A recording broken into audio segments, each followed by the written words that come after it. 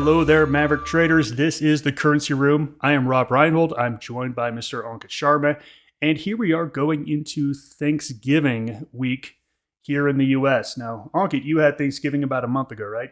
Oh yes, this is where we beat you, and we kind of do a month, almost a month and a half early. So yeah, we had our we had already had ours, but again, that was not as big as the one that you have in the U.S. So, what's going to happen when you guys become our 51st state? Are you going to celebrate Thanksgiving on the same day as us? That's a very good question. I don't. I think we have bigger problems to worry about than our holidays to match up. That's, what, we were going to get together, but we just couldn't agree on when to celebrate Thanksgiving. So we're staying separate countries. That's too funny. Okay, so speaking of the holiday here, this is the one day a week where we take the week off. And we've done this for years. So every Thanksgiving week, we don't do any videos. We don't do any live classes. We're still here to help any of our traders and assist our traders. But as far as putting out content and videos, I give the staff this week to have off. So this week, there's going to be no videos, no live classes, but we'll be back in December. In this session, we're going to talk about what happened this week. As always, we score everything from +3 to -3, and that tells us where to go hunt. Disclaimer. This video was created for professional Forex and crypto traders. Maverick Currencies is a proprietary trading firm that employs professional traders around the world. Our traders trade firm capital and keep 70 to 80% of profits they generate. All trades and analysis in this video are for professional traders only. If you are interested in becoming a professional Forex and currency trader for Maverick, click the apply button in the video description. Let's get ready for next week. Starting off with equities. We saw a big drop in equities. Now, I'm going to wait till we get to the S&P chart to really talk about equities because we're going to spend more time than we usually do because it's a major thing happening. But suffice it to say, we had a big risk-off move in equities. We did not have a big risk-off move in Forex. Now, the dollar did move higher, but the yen and the franc, that was supposed to be the currencies of safety, they were the worst currencies of the week. We did see a risk-off week in crypto. We've talked about how bad cryptos have been acting. When the markets bounced, they didn't bounce. When the markets fell, they fell apart. That's a really bad price action, and we saw Bitcoin go all the way down below 81,000 on the week. This week, we got Canadian CPI on Monday. It was slightly less than expected, but the CAD strengthened on this news. So we're going to take a look at the CAD. CAD has been one of our favorite currencies to the long side, and it actually acted pretty good this week. We also got CPI out of the UK, hotter than expected. Remember, it is a 4 to 5 vote in the Bank of England to cut rates. That's what it was last month. And they were expecting that they were going to get enough votes to cut rates in the next meeting. This CPI report put some doubt on that. And so the pound actually strengthened this week on this meeting. We'll have to wait and see what happens at the next meeting. We finally got some US data, but it was September data. So the September jobs report came out, and you can see it was much better than expected. However, they revised August down by about 40,000 jobs. So if you minus out the 40,000 jobs that disappeared in August, you could see that we beat expectations by about 10 or 20,000 jobs. Not that big of a deal. So slightly better than expected. Outside of that, that's really all that happened in the economic reporting world. Let's take a look at the numbers from last week. Equities fell about 2%. They were down about 3.5% at one point. Look at crypto. Crypto absolutely slaughtered again. We've talked about how bad that price action looked. Gold flatlined, oil dropped 3.3%. Let's take a look at equities. And as I said, we're going to spend a little bit more time than usual on this because I know a lot of you have other trades out there that aren't just in the Forex and crypto world, and you have investments. I really want to talk about this S&P chart. As you can see here, we've got major support down here at 65.50, but we broke a lot of the uptrends. A lot of the moving averages. You can see we're trading below all of that stuff. And this day was just an absolute monster day. We gapped up 2% from the NVIDIA earnings. And by the end of the day, we were down 2%. That's a 4% intraday move. So here we are. We've fallen below moving averages. That 50-day moving average is my own personal line in the sand. If the market is below the 50, I'm net short. That being said, I'm not ready to call an absolute bear market here yet. I still think this market has some hope to the upside. Now look, I want to be on the short side, but I'm definitely not going to go heavy short. Years ago, when I was a young and bold trader, I would have already been heavily short. But there's a saying in the market. There's old traders and there's bold traders, but there's no such thing as old, bold traders. So I feel like this market is really negative, and I feel like it's going to crash, and I feel all these things. I'm going to be mildly bearish. Ankit, you've been doing this now for what, 15, maybe even 17 years. When you were a younger trader, would you already been heavily short at this point? Oh, absolutely. And I must say that, this is where, as you get experience and seasoned trader, this is where you get to, you get to evolve over time. And I must say that I used to call the tops and bottoms way more often than I do now. And again, this is because of the same thing that you mentioned, like sometimes we get ahead of ourselves. And, this is where I think chart does a good job at telling you exactly what's going on. And when you look at that chart, of course, we have broken below that 20 to 50. Prices now look weaker and rallies are getting sold. But at the same time, you can see there's a lot of tug and pull happening. So it's just telling you that this is sort of a period where there's just a lot of back and forth and markets are deciding, and people are getting surprised both ways. We fall lower, we think it's gonna drop, and then we get a rally.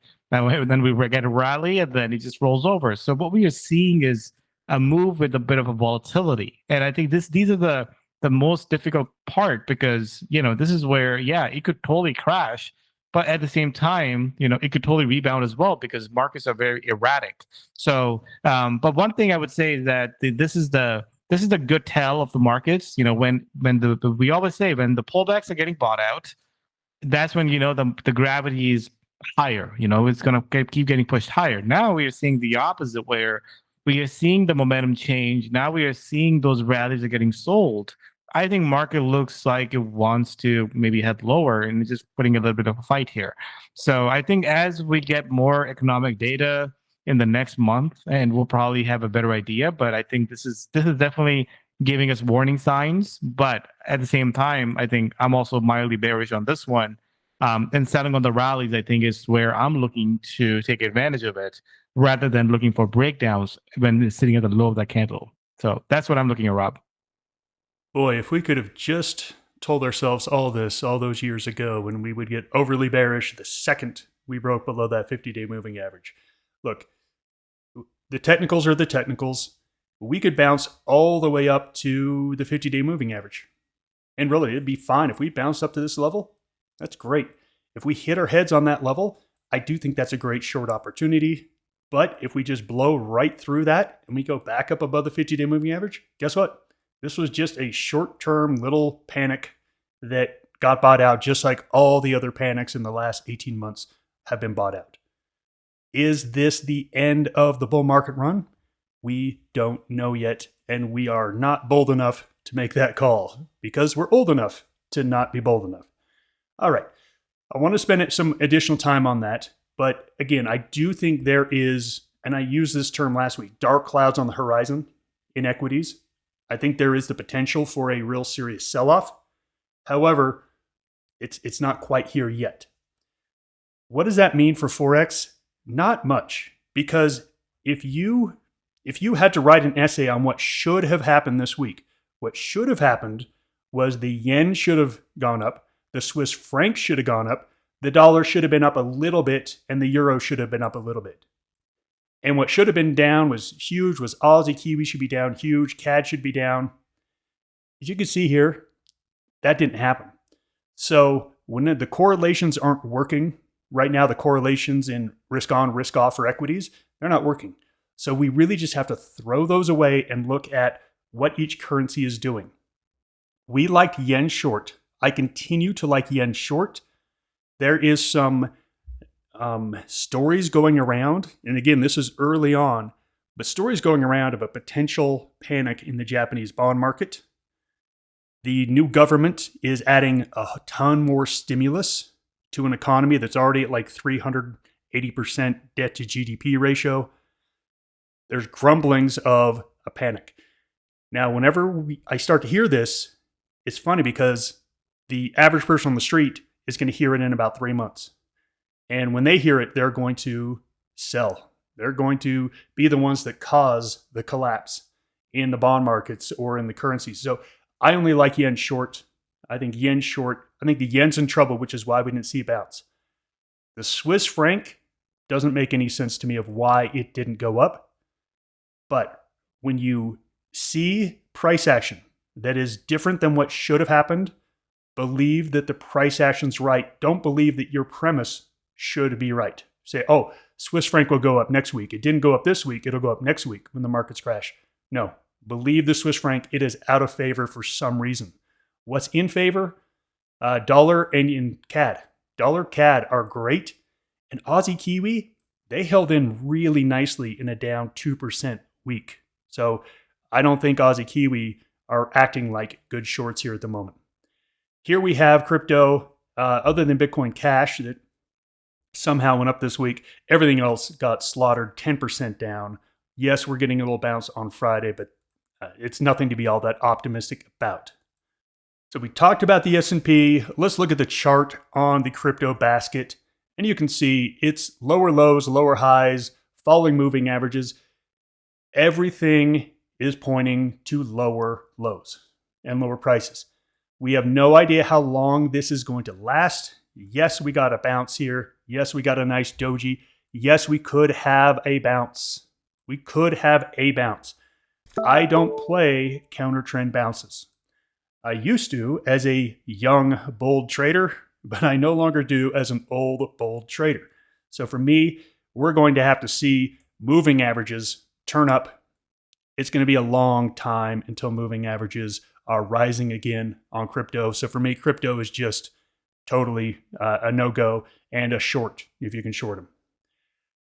Let's move over here to the bonds. I think bonds are a really interesting story here because we've seen bonds have been in a downtrend. And you can see lower lows, lower highs, and then look what's happening. Higher lows, higher highs, moving averages starting to change. This is why the dollar is holding up so well. We had a lot of changes just this week in the odds of a December rate cut. We just got the September jobs report. With the government being closed, they announced that they're going to combine the October and November job reports, but it's not going to be announced until like December 12th, which is days after the Fed meeting in December. So the Fed is not going to have the jobs data, which the market said, oh, there's now less chance. So we went from like a 65% chance of a rate cut all the way down to like a 30% chance of a rate cut. And then we had a couple Fed governors come on and say, hey, I didn't vote for a rate cut last time. I'm going to vote for a rate cut this time. And it jumped back up above 50%. It's been volatile for sure, but you can see it in this chart that it looks like bond yields are definitely no longer falling. Anka, do you have anything to add on the bond market here? You know, I would say definitely there's been a lot of back and forth, and volatility definitely has picked up in the bond market. And again, it's all coming down to this little indecision on this this upcoming rate cut because of the whole shutdown.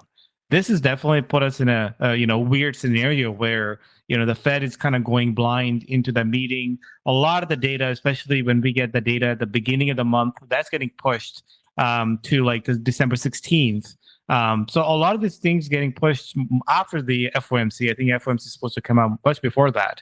So yeah, I think this week has been a roller coaster week when it comes to the expectation for rate cuts. There's a lot of anticipation there, and I think that was likely to continue until the next month. So bond markets has been very quiet, I would say, overall the last 3 months, but especially when the shutdown was happening. But now I think we're seeing a lot of pickup in activity. So volatility is really the name of the game here, and we're getting that. When we see a wild fluctuation in those expectations, we are seeing that wild fluctuation in some of the currencies and the movements in the broader markets as well. So again, this is a great time as you look at across the board. Increased volatility is the name of the game here, where you can get some big sharp moves one way or the other, and you really have to use the strategies or adjust your expectation for volatility to be a bit more higher than what you've been used to in the last 2 months. Now remember, higher volatility means greater likelihood of being stopped out on tight stops. If you expect the market to be more volatile, then you should be increasing your stop amounts and decreasing your position size. It's a very simple, hey, volatility goes up. Hey, let's widen out our stops, shrink our position size so we don't get stopped out all the time.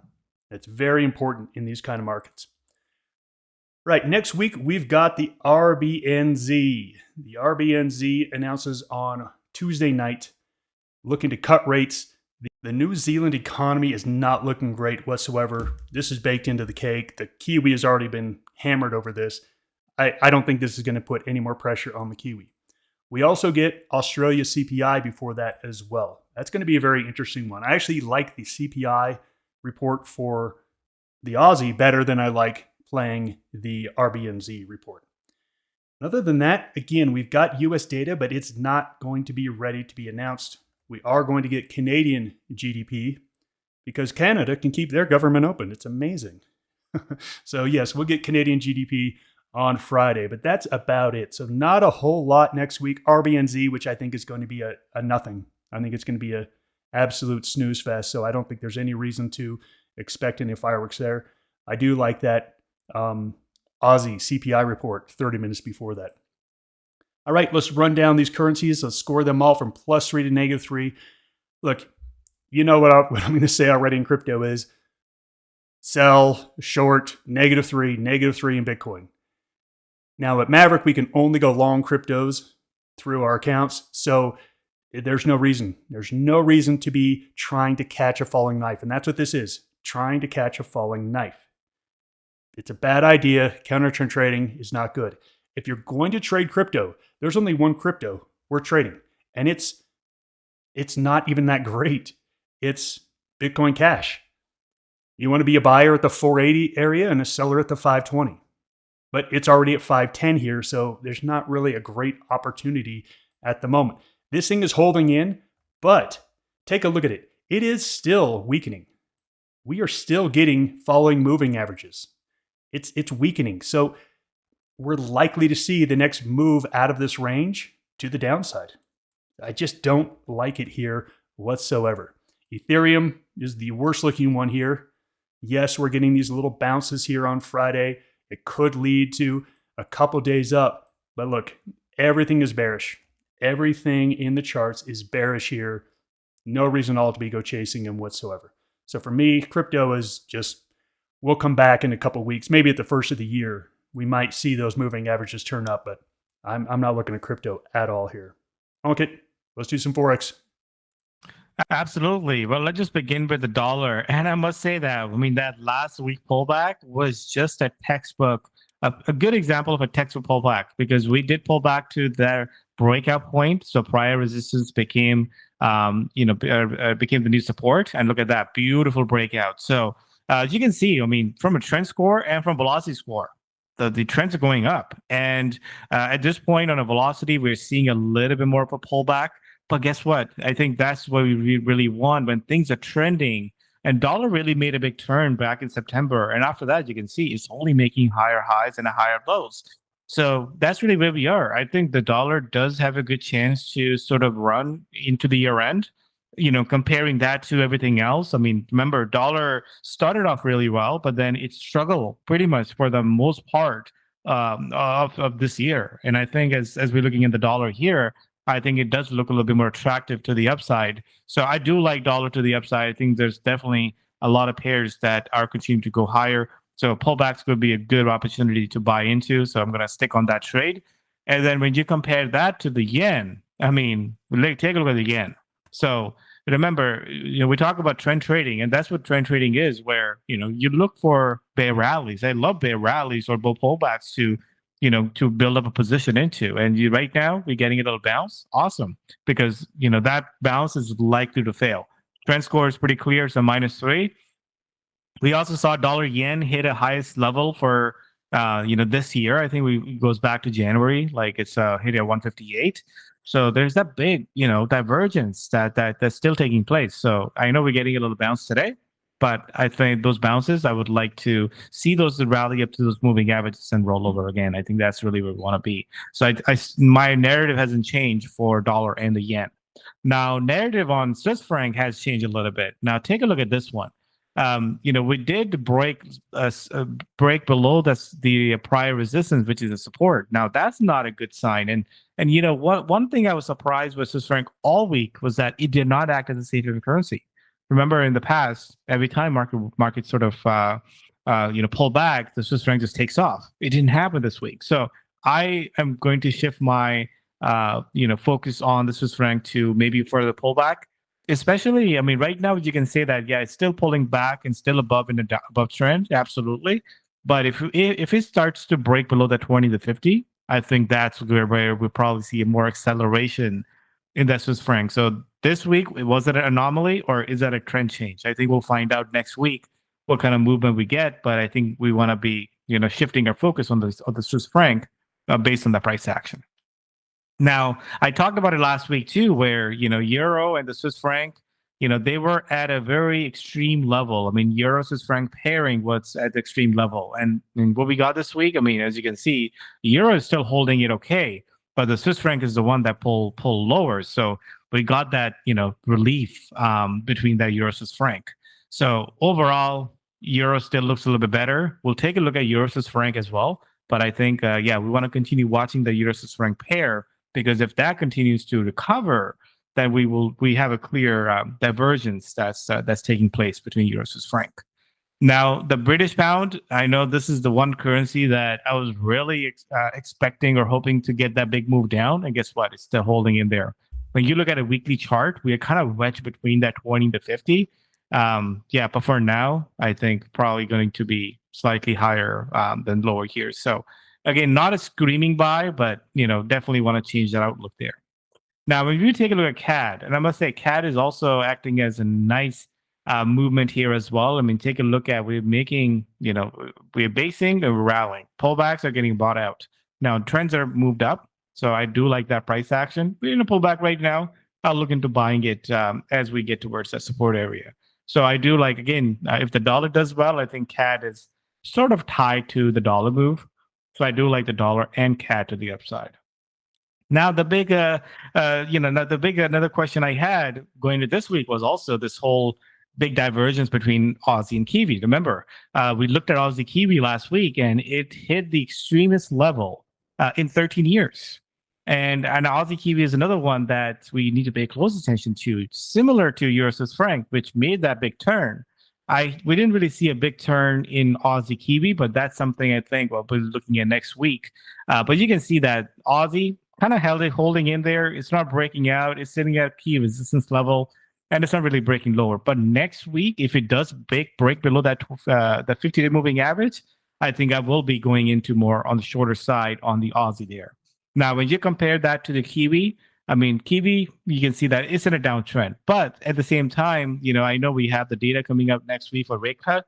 I think that's already baked in. Kiwi is already one of the weakest currency out there. You can see that we did touch that support and we just bounced a little bit. So this one, I think it needs to get above that 20 moving average to really turn that momentum. But I think the big opportunity is going to be in the Aussie Kiwi pair, which is sitting at that 13-year high. And if that pair turns, just like how we saw that turn in Euro Swiss franc, I think that's what you got to do. Just like how we did this week with the Swiss franc being more weak, I won't be surprised if the Aussie Kiwi pull back, that we see it shift where Aussie gets a little bit more weaker, and then Kiwi stabilize or doesn't go down any further. So that's the one thing I'll be paying close attention to going next week. Thanks, Ankit. And I'm actually a little bit more bullish on Aussie as you are. And I know you really like to look at these crosses, but looking at the Aussie basket, usually in this kind of a market move, the Aussie should be falling, and it's not.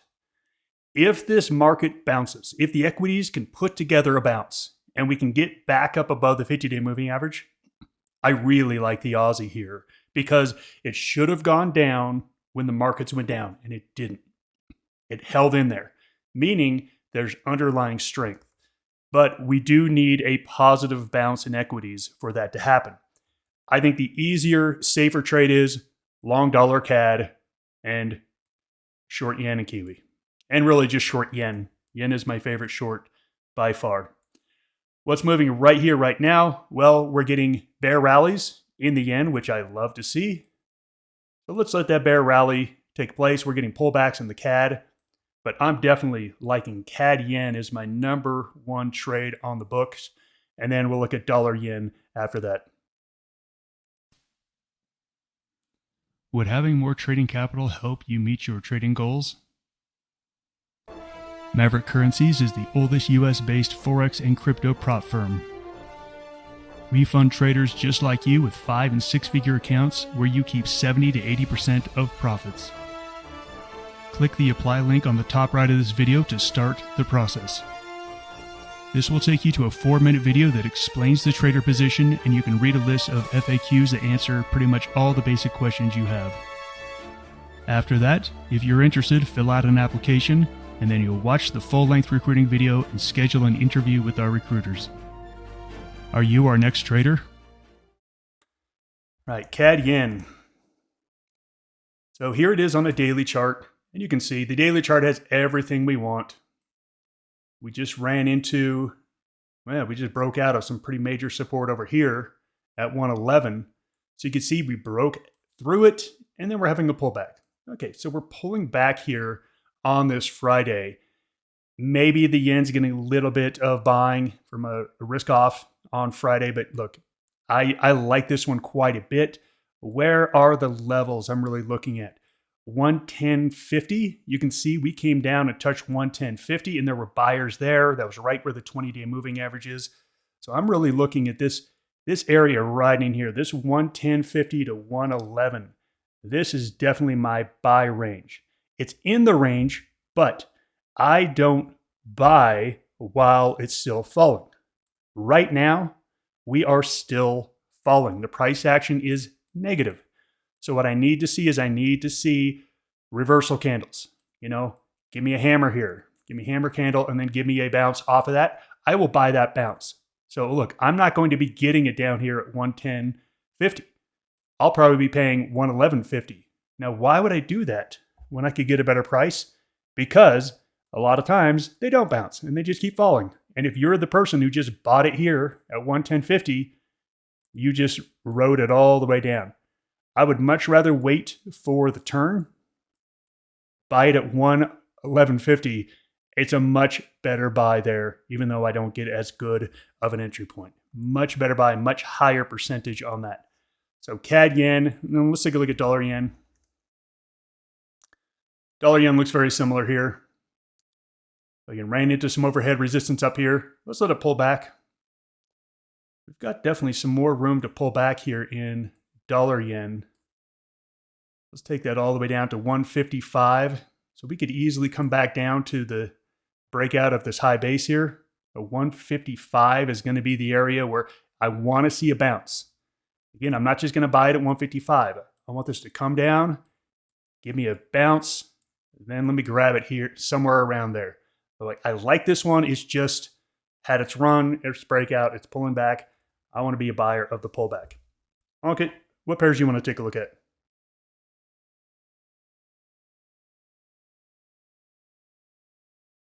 Hey, Rob. Yeah, I agree. I mean, I think as we take a look at like dollar yen, I think, we're getting that pullback that we really need to, look into buying as the direction goes.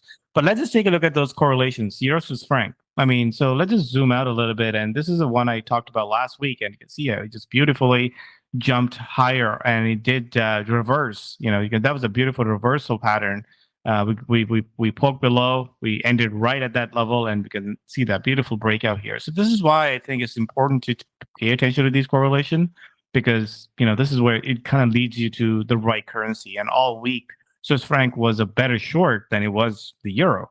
So right now, I have questions about this. Like, okay, what's next? Should I sell this rally in euro Swiss franc? And I think at this point, you can see that we are getting above the close to that previous high over there. If this, I think this week will be a great sort of a week where we might get that continuation, or we see the reversal. I think that this is a bit of a deciding week for the Swiss franc after this pullback here. So I think pay close attention to euro Swiss franc and Aussie Kiwi. And now this is the same one, Rob, if you want to go to the daily chart. And this is another one that I did talk about recently on our Discord as well. This is the one that we are paying close attention to when you look at from a higher time perspective. As you can see, we are against that key level. And if you look at the price action right now, we are zooming in a little bit. We are getting that reversal sort of a sign there. It looks like it's fatigued, like it's running at the top here. And look at the RSI start to weaken as well. So the big question is, are we establishing a lower high this week? We kind of did. I mean, that we hit the high at 116 and change, and this week we did rally up to 115.50 to 115.70 area. I think if we break below that 114.60 area, we are going to establish a new low. And remember, for a trend changing move, that's what we want to look for, is a lower high and a lower low. So I'm paying close attention to this one. And I think if this is going to turn, this is, again, from a risk to reward perspective, looks great. And next week, we have a good sort of a news on Aussie Swiss franc, but then we also have Kiwi, the rate statement. And I think this is the one that I'd be paying close attention to for those two.